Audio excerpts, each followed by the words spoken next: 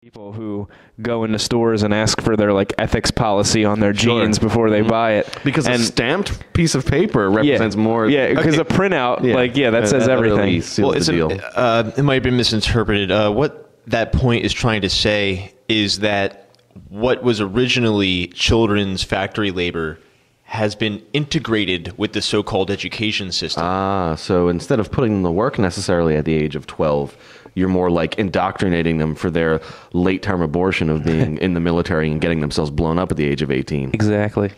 And they do so-called charity events, they do homework, they do projects, they do all this. It's work. They have to do it, but they're like 8 years old. I don't know about you guys, speaking of the military and everything, I know they're hard up for recruitment. As always. I'm 30 years old, and they called me the other day. Like, I got a call, and I was like, I don't know this number. I'm not going to answer it. And then I checked, and it was like, this is Sergeant so-and-so from the Army recruiter. And I'm like, I'm 30 years old. You want an old man? They don't care. They'll throw bodies at anything. Yeah. And I wonder why you're on that list, because there's always a reason, like, if you've gone unemployed within the past 12 or 24 months, or if you dropped out of school. Like, I got a call almost the day after I dropped out of GCC. Yeah, you know what? I noticed you're not going to college anymore. I have been unemployed for a year. Yeah. So that's why. They wait for the weakness, and then exactly. they pounce on it. They pounce on that vulnerability, just like any parasite or predator. And then they try to convince you to become a mercenary for monetary gain. And I don't care if they bathe you in like this fake nobility of you fighting for patriotism and anything. Yeah. If you want to be a patriot, learn your Constitution. Fight for your rights here. Because the bottom line is your country's falling apart here, right at home, and you're off killing poor people in a desert while your country's dying. Misdirection. That is not patriotism. You are not helping to fortify or strengthen the United States of America. You're fighting for bankers. Yep. And I love, I don't want to speak too ill of the military. I love and I cherish the balls that these people have to stand up and say, yes, I do want to fight for my country. But that's just it, kids. You're not fighting for your country anymore. You're fighting for bankers, period. I definitely appreciate and respect the individuals who have chosen to put their life on the line to support their country. What I am upset about is that they've been tricked. Yeah. Exactly. Yeah, yeah. They have been tricked. They've been misguided and lied to. 9/11 comes to mind as one. I mean, that is recruitment was way up after 9/11. Sure it was, yeah, based on an entire lie. I mean, myself included. I remember watching W's speech, like whatever that night, the next day, whenever it was, and literally being roused. Absolutely. Like I was roused. Sure. I was sitting there like, hell yeah, let's bomb those motherfuckers. Because you get into that. It's so easy to get caught up in that mentality. I mean, up until the early parts of like 2007 and onward, I was actually still part of this whole brainwashed racism against, Muslim people.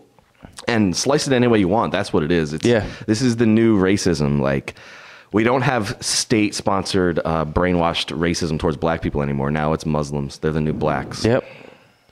It's an ideological racism, sort of. I mean, we associate this certain racial group to have these religious views that seem to be outlandish. Well, they're not that outlandish, really.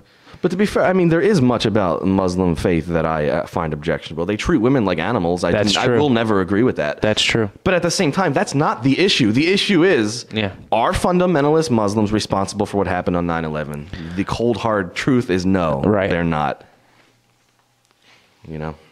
All right. Let's. You guys want to go to another song? Certainly. Yeah, let's change it up a bit.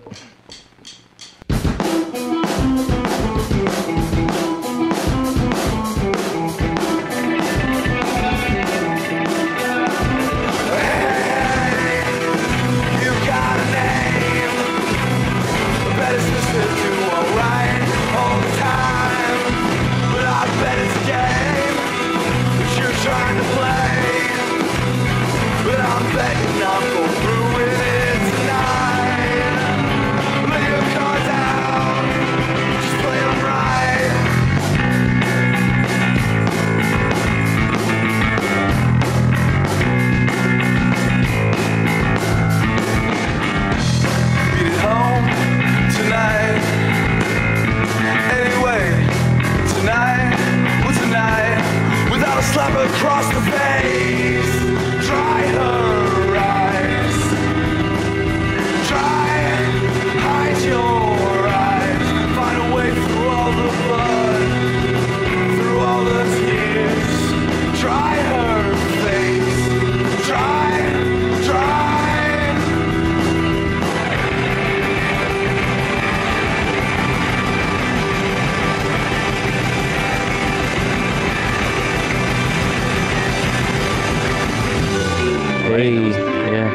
That was Tachyon Radio. Awesome. Good times. Who's Tachyon Radio? Tachyon Radio it's kind of an interesting thing. It's a band that I was in and still am in, but with different people. I don't know, it's a weird thing. But the origin of the band, actually, most of the members of this band, besides myself and someone else. No, the Labors of Man, although that was also... It's so incestuous. Yeah, exactly. It's so incestuous, but it grew from a band called the Labors of Man. Yeah. Do you seriously want to know the real how we came up with fake name versus the current resident? It's not that long of a story, but it has something to do with the postal mail or something. It has something to do with Victoria's Secret. All right, so when Steve and I lived in Philadelphia together, we got Victoria's Secret catalogs in the mail from the previous tenants that lived there. It was some chicks, and we were just like, nice. And then I moved to Glassboro, and I go to get my mail, Victoria's Secret in the catalog from the previous tenants. So I'm like, nice. And Amar and I, he went into use my bathroom because I left them in my bathroom with all my magazines, like a stack of magazines or whatever. And Amar's just like, nice Victoria's Secret magazine. And I was like, yeah, I don't know. They just come wherever I live. They just come to, whatever, my residence. And he was just like, yeah.